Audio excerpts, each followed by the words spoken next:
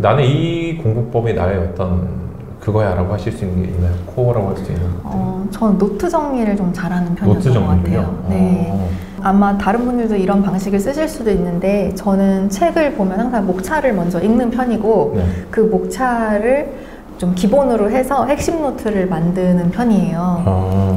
네, 근데 목차라고 하면 네. 사실 그 책을 쓴 사람과 그리고 출판사가 정말 공을 들여서 만드는 그런 기본 틀이잖아요. 네. 그래서 그 틀을 이용하면 리스크가 훨씬 적어진다고 하나요? 하고 싶은 말이 거기다 들어있기 제가 혼자 틀을 만드는 것보다는 이미 만들어져 있는 틀을 사용하면 훨씬 좋더라고요.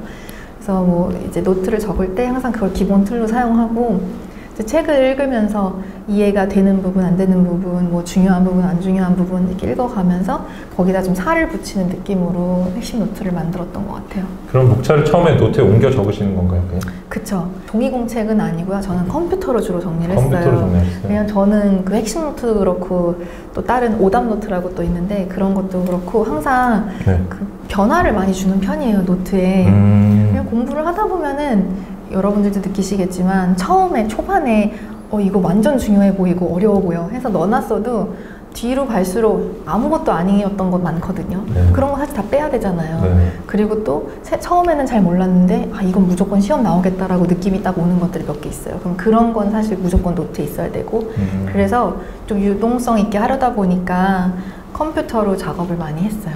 노트가 그럼 2권이셨던 거예요? 오답 노트하고 네, 오답 노트, 핵심 노트 이렇게 있고 나중에 가서는 이제 짧게 그냥 뭐 한두 페이지로 그냥 포인트만 적어놓은 그런 것도 있었고. 네. 그럼 처음에 이제 목차를 그러면은 컴퓨터로 이제 쭉 옮기시고 그러면은 그 안에다가 이제 어떤 핵심적인 내용들을 간단하게 집어넣는 건가요? 그쵸. 책을 읽으면서 교과서 읽으면서 네. 내가 중요하다 생각하는 부분들 뭐 이런 부분들을 적어놓는 거죠. 적어놓고 나서 나중에 이제 실전으로 문제를 기출문제 같은 걸 풀어보잖아요. 네네. 그럼 거기서 나오는 내용, 기출문제 내용과 내 공책에 비교했을 때 있는 거 없는 거 비교해서 여기 공책에 없었던 거는 또 집어넣고 막상 문제 풀어봤더니 이런 뭐 내용은 전혀 없었다. 아무도 중요하게 생각하지 않더라. 이러면 과감하게 빼기도 하고. 네, 이제 그런 식으로 좀 정리정돈을 많이 했던 것 같아요. 시각화하는 게 되게 좀 이렇게 잡혀 있으신 것 같아요. 사람들이 네, 저도 이제 똑같은 방식을 쓰지만 네. 저는 그거를 복사해서 그냥 쓰고 그 다음에 가필해서 그냥 최대한 머릿속에 집어넣고 기출 풀 때 그 속에서 없애거든요. 근데 이거를 만들어 놓고 이제 그렇게 지우시니까 귀찮아서 쓰는 게 복사해서 그냥 계속 봐요. 이 독서대를 2개를 써서 그냥 위에 항상 올려놓고 하거든요. 거기다 표시하고 이런 식으로 하는데 놀랐어요. 사실 공부법이 그런 게 또 똑같아서 또 이제 목차 같은 거 보면 또 쓸데없는 것도 처음부터 있지 않나요? 뭐 일반적인 개론적인 설명이라든지 네. 연역이라든지 이런 것들은 그냥 지우면 되나요? 네, 그런 거 그냥 지우고 굳이 필요 없어 보이는 것들은 지우고 근데 기출문제를 봤더니 그런 게 있더라. 또 개념적인 문제가 나올 수도 있는 거잖아요. 그럼 다시 집어넣으면 되니까 좀 편하게 진짜 영어로는 이제 go with the flow라고 하잖아요. 그냥 그 흐름을 타고 이런 게 많이 나오면 이런 걸 많이 넣고 이런 게 없다 하면 그걸 또 빼고 이런 식으로 하고 또 문제집을 한 개만 풀진 않잖아요. 보통 네네. 2-3개 푸니까 여러 개 풀면서 공책 정리를 하시는 게 좋은 것 같아요. 정리를 조금 해보면 처음에 목차 전체로 지식 뼈대를 만드시고 그 다음에 기출문제를 통해서 나왔던 부분에 좀 강약 조절하시면서 없는 부분은 지우고 문제집 2-3권 보면은 좀 주안점이 있어요. 예를 들어서 여기도 나오는 문제가 있고 저기도 나오는 문제가 있고 이런 건 당연히 중요한 거겠죠. 당연히 그런 것들은 중요하고 근데 여긴 있지만 여기 없어도 일단 한 번 나왔으면 저는 중요시 여겼던 것 같아요. 넓게 넓게. 저는 문제집 한 권을 이제 여러 번 푸는 스타일인데 한 번 풀고 2번 풀고 3번 풀고 이렇게 여러 번 푸는데 그렇게 했을 때 마지막에 처음부터 끝까지 풀었을 때 거의 틀리는 게 1-2개밖에 없을 때까지 반복하는 편이에요. 근데 그렇게 하면 성적이 확 오르더라고요. 문제집이 그 체크가 돼 있으면 여러 번 풀기 힘들지 않나요? 저 약간 연필로 정말 라이트하게 가볍게만 풀고 지울 수 있게 했었어요. 근데 뭐 돈이 많으면 이제 여러 번 사면 제일 좋고 근데 저는 좀 흐릿하게 표시해서 여러 번 풀고 그랬어요. 신기해요. 저도 똑같이 했어요. 저 눈알로 풀었거든요. 전 지우는 것도 귀찮아서 그냥 눈으로 풀고 연습장에만 답을 썼어요. 연습장에다가 답 옮겨 적는 것도 굉장히 좋은 방법이에요. 저도 그렇게 했었어요. 틀린 거는 저는 틀렸다고 체크만 해놓고 다음에 이렇게 또 보고 이렇게. 저는 틀린 것도 표시 안 했어요. 왜냐면 긴장이 되더라고요. 그 표시가 있는 게 다음 그 페이지를 보면은 이거 내가 틀렸던 건데 뭐였더라? 내가 벌써 긴장이 되니까 나한테 느낌이 팍 오니까 차라리 없는 게 저는 좀 편하더라고요. 그래서 거기다 체크 절대 안 했어요. 그냥 문제를 계속 푸시는 거네요. 네. 근데 마지막에 이제 마지막으로 시험 전에 풀잖아요. 처음부터 끝까지 푸는데 뭐 다음 날이 시험이에요. 그럼 표시하죠. 왜냐하면 그럼 시험날, 그러면 시험날 아침에 그것만 보는 거예요. 표시된 것만. 네. 그러면은 공부를 목차 정리하시고 기출 분석을 해서 좀 비교를 해서 넣고 빼고 하시고 문제는 나중에 푸시는 거는 풀면서 아니면 채워넣는 거예요? 어떻게 되는 거예요? 이게 핵심 노트랑? 핵심 노트는 이제 좀 나오는 문제 안 나오는 문제 위주로 적고요. 이제 오답 노트를 따로 만들었던 이유는 그거는 이제 거의 이제 뼈대로 그것도 똑같이 시작을 하는데 틀린 문제, 이해 안 되는 문제 위주로만 적는 거예요. 그래서 이 핵심 노트는 내가 틀렸던 맞던 다 상관없이 이제 나왔던 것들이 적혀 있는 지식의 뼈대라고 한다면 오답 노트는 내가 틀렸던 부분들, 잘 이해 안 갔던 부분들 위주로만 적는 거예요. 그래서 그리고 만약에 내가 맨날 틀렸지만 어느 순간부터 안 틀리는 부분이 있다면 그건 다 지우는 거예요. 그래서 이 오답 노트의 핵심은 이제 저는 다 컴퓨터로 했으니까 뼈대만 남는 게 포인트예요. 나중에 가서 다 알게끔. 그럼 오답 노트 요령만 조금 말씀해 주세요. 제가 이제 평소에 오답 노트 만들지 말라고 얘기를 많이 하는데. 정말요? 근데 이제 방식을 들어보면 저 수긍되는 것들이 있거든요. 저는 이제 그런 걸 되게 싫어하는 게 뭐냐면은 약간 뭐라고 해야 될까, 나만의 어떤 다이어리 만드는 분들이 계세요. 이쁘게 오려가지고 막 거기다가 형광펜 칠하고. 맞아요. 그래서 컴퓨터로 하는 게 편해요. 그러면 쓸데없는 짓 하지 않도록 너무 예쁘게 하면은 시간 낭비죠.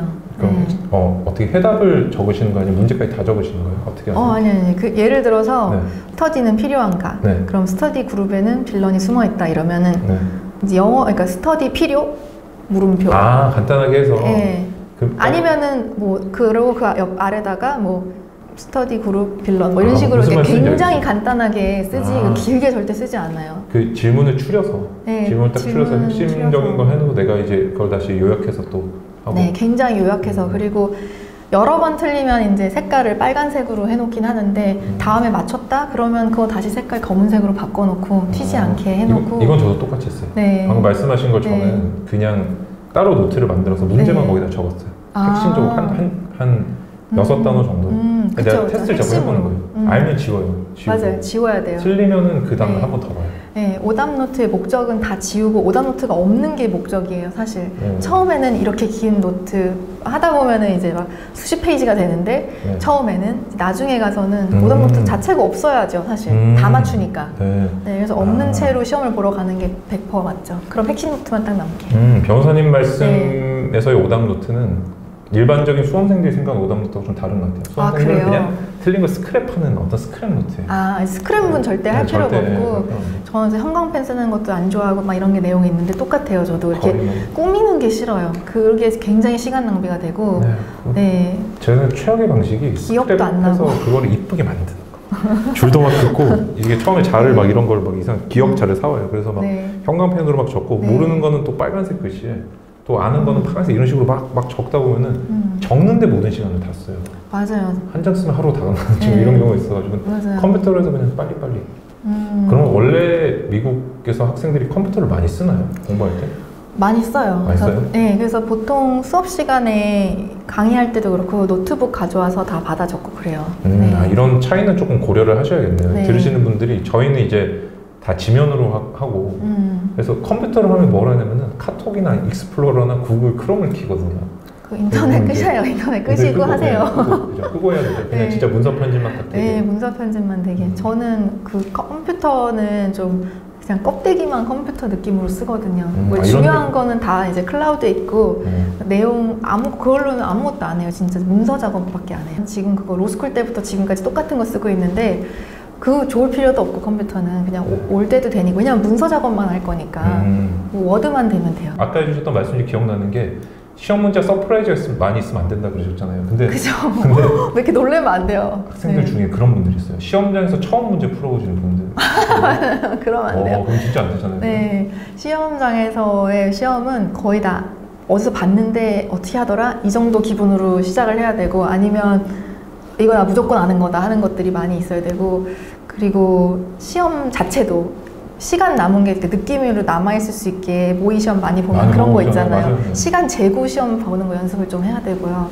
변호사 시험 처음 봤을 때는 제가 잘 본 줄 알았어요. 떨어졌는데 그 뭔가 트릭이 많았는데 하나도 간파를 못하니까 되게 그냥 너무 이렇게 쉬워 시험이 막 이러고 순수하게 가시네요. 네, 그리고 처음 보는 것들도 많았는데 근데 이렇게 하면 되잖아? 막 이러고 푼 거 같은 거예요.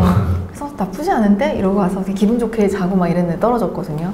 근데 두 번째 시험 보러 갔을 때는 다 보이더라고요. 그게 의도와 출제 의도와 막 이런 것들이 보이더라고요. 그래서 확실히 공부를 덜 했을 때랑 많이 했을 때는 관점 자체가 달라지는 것 같아요. 제가 그래서 질문들을 똑같은 걸 받아요. 변호사님 이번에 너무 잘 쓰고 왔다, 서술형을. 근데 떨어졌다. 원인을 모르겠다면 저는 요즘에는, 예전에는 제가 막 마음이 안 좋기 시작했어요. 이랬는데 요즘에는 그렇게 공부를 안 했다.